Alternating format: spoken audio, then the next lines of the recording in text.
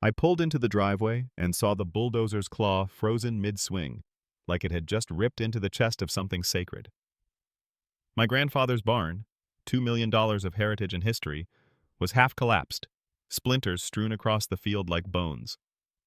In the wreckage, I spotted the shattered remains of the toolbox he carved his initials into by hand in 1949, and standing at a distance, sipping iced coffee from the comfort of her Lexus, was the woman who ordered it all, smiling.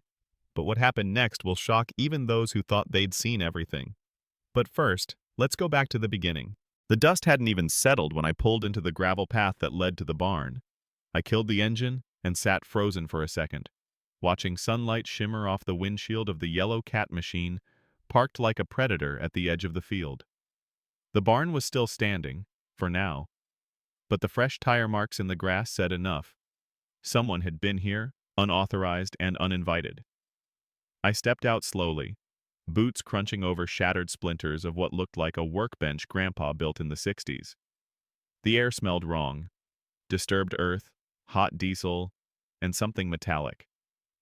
I looked up. That damn orange sticker flapped in the breeze like a war flag. Violation. Structure will be removed per Visual Compliance Directive, HOA Code 4.1.7. I wasn't part of her damn HOA. Never had been. The Mitchell land was exempt from annexation, protected under agricultural zoning long before Pine Meadow Estates even existed. But logic doesn't matter to someone like Karen Barnes. She had the polished look of someone who'd never dug a post hole in her life. Tight blazer, white SUV, the kind of woman who wore stilettos to town meetings and acted like they were crown appointments. From the moment she marched onto the property 2 days ago, she treated the place like it was a junkyard she'd inherited by mistake. She called the barn unsightly, as if hand-milled oak and vintage tools offended her modern sensibilities. Said it brought down property values. Never mind the fact it had been here for 8 decades longer than her stucco McMansion nightmare blocks. I tried to reason with her, told her I was sheriff, told her this land was sacred family ground. Her reply? Sheriff or not, I represent the interests of this community. She said it like a threat, like she wore her position like a badge heavier than mine. I saw the power trip in her eyes, the satisfaction in her voice, and that was the moment I knew. This wasn't about zoning. It was about control. I walked around the barn one last time that day, dragging my fingers across the scorched wood like saying goodbye to a living thing. It wasn't just a structure. It was Grandpa's pride. It was every Sunday morning spent fixing things, every 4th of July cookout, every lesson carved into my bones by his calloused hands. And now, one entitled woman with a clipboard and a god complex wanted to wipe it all out, just because she could.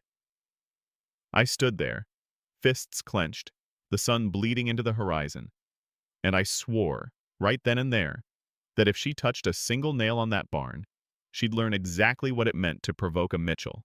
I didn't walk into the wreckage. I waded into it like a man stepping into a battlefield after the smoke had cleared and only ghosts remained. Nails curled like claws from broken planks. Shattered panes of glass twinkled under the sun like mockery.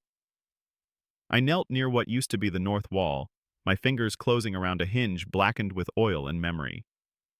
That hinge had once held up Grandpa's tool cabinet, the one that creaked when you opened it too fast. I remembered the sound like it was yesterday. I remembered him humming along to old country songs as he sanded wood by hand, refusing power tools on principle. And now, there was silence. A hollow, vicious silence. I picked through the debris like a coroner going through the remains of a family member.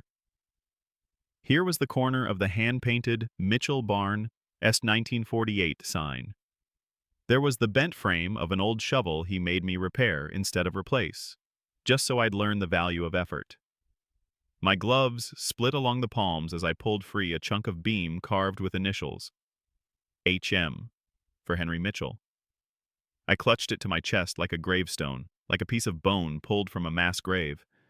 It wasn't just demolition. It was erasure. And not a single call. No posted warning, no chance to appeal, negotiate, or even prepare. Just a swarm of machines sent in under the guise of visual compliance, and then silence, as if nothing of value had been lost, as if they had done us a favor. There was no one to shout at, no one to drag into cuffs, just empty air and steel tracks where they'd rolled in, destroyed something sacred, and left without consequence. Back at the station, I couldn't focus. My deputy, Carl, kept glancing at me like I might explode. I didn't. I couldn't. The anger had sunk too deep. It had fossilized into something colder, something heavier. That night, I poured a glass of Grandpa's old rye. I didn't drink it, just held it. I stared at that photo on the mantel, him in overalls, standing next to the freshly painted barn, with a grin that dared the world to try him. I whispered, "She thinks she's got power." I slid the badge off my belt and laid it beside the photo. But I've got you, and I've got time. The air in my office was thick with the smell of printer ink, coffee gone cold, and fury just beginning to take shape. Every document I printed, every permit I cross-checked, every timestamp I verified added another nail to the legal coffin I was building. The deeper I dug, the clearer it became. Karen hadn't just overstepped. She'd built an empire of fraud on arrogance and forged paper. Her signature was on over a dozen unauthorized removal orders, properties in clear defiance of HOA reach, county lands, private agricultural plots, even a church playground that had stood since 1961, gone because she said it was cluttered. She'd weaponized bureaucracy, turning bylaws into bullets. Her HOA minutes read more like a dictator's decrees than neighborhood planning, but no one had dared stop her, until now. I called in favors, every department I could get my hands on. Zoning sent over aerial maps. Historical registry faxed in proof that the barn had been under heritage protection since '98. I had a drone operator upload surveillance footage from a neighboring parcel, grainy but clear.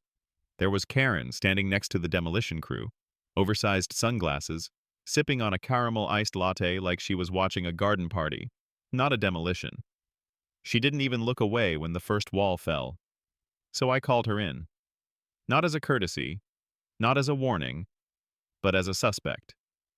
She strolled into the sheriff's office like she owned the damn building, perfume wafting ahead of her like fog in a battlefield. She smiled, sat down, crossed her legs, and waited for me to flinch. I didn't. I laid out the files one by one. Timelines, permit forgeries, contractor invoices, HOA budgets with sudden landscaping expenses. Her smile twitched at the corners. I dropped the photo stills from the drone footage across the desk. Frame by frame. Her gesturing. Her approving. Her smiling as the claw ripped into my granddad's roof. That smile collapsed. Then I slid over the contractor's statement, signed, notarized. He'd cooperated fully, said Karen told him not to worry. The sheriff won't do squat. I leaned in, slow and steady. "Ma'am," I said, voice even as the edge of a blade, "you forgot something." She blinked. "This is my jurisdiction, and you just signed your name all over a felony." For the first time, Karen Barnes looked afraid. Not because of the badge, but because the law, the real law, had finally turned its eyes on her. And this time, it wasn't looking away. They took her out in cuffs just after dawn. No drama, no shouting. Just the sound of justice clicking into place, link by link, as Karen Barnes was led from her manicured porch in the same white Lexus she used as a throne on wheels. Her neighbors watched from behind curtains and porch railings, some smug, some silent, all knowing what she'd done. The woman who thought she could bulldoze lives with paperwork and passive aggression had finally met something heavier than her ego, the law. The headline was loud. HOA president faces felony charges after demolition scandal. I unfolded the paper at Elsie's diner, ordered black coffee, and read the story word for word. Every name she'd tried to silence, every property she'd targeted, every receipt and permit forgery, all laid out in bold ink for the whole town to see. When I got to the part about the historical barn's destruction, a hush fell across the tables. Then a wave of slow clapping rolled through the room like a train gathering speed. Not because I was the sheriff, but because someone had finally stood up. Really stood up. That moment didn't feel like victory. It felt like justice catching up. Karen sobbed in court, talked about preserving property values and community vision. The judge leaned back in his seat and stared at her like a man dissecting mold under a microscope. When the sentence came down, 5 years pending appeal, and a full audit of the HOA's finances, there were gasps, sure, but mostly there was silence. The kind of silence that meant healing had just begun. And then came the rebuild. It started as a few phone calls, then a handful of volunteers, then something else. Momentum. Men and women I hadn't seen since high school showed up with tool belts. Old-timers brought planks they'd milled decades ago. Kids hauled paint cans and brushed dust from old signs. We didn't just rebuild a barn, we resurrected it, piece by piece, story by story. Every nail pounded in was a memory reborn. I carved Grandpa's initials into the door again. HM, just like before. But this time, I added my own right beside his. LM, side by side, past and present, roots and branches. Last week, we threw the biggest harvest festival this town's seen in 20 years. Fiddles played under string lights. Kids rolled in hay like it was gold. And for one night, that barn breathed again. Not just as wood and nails, but as home. And I stood in the center, boots planted in dirt Grandpa once tilled, heart full. Because you can knock down walls. You can haul away beams. But you can't tear down what people built with soul. And you sure as hell can't bury a Mitchell legacy. Not while I wear this badge.